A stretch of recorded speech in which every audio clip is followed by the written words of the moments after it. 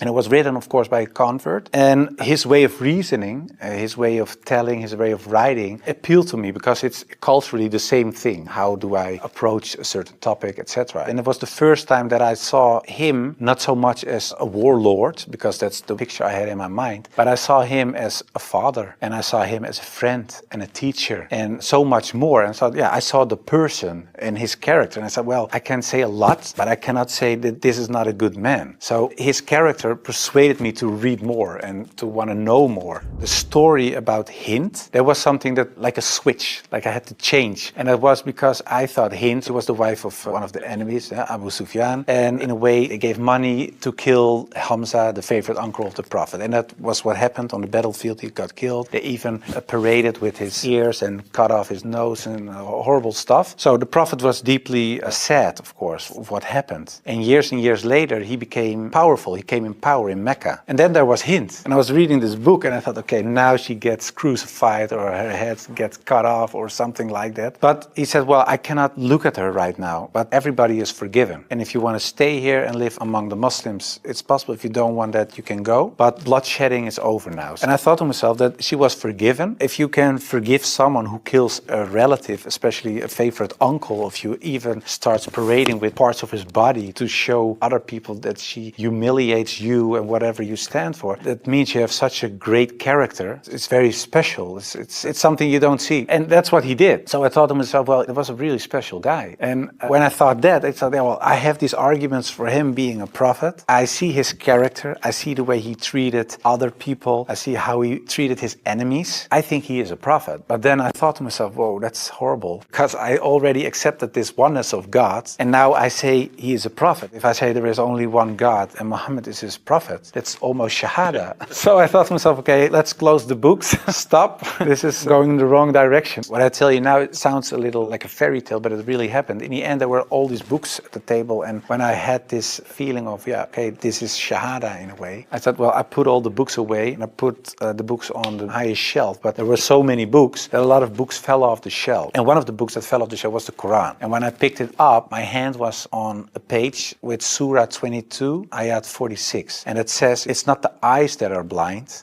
but the hearts.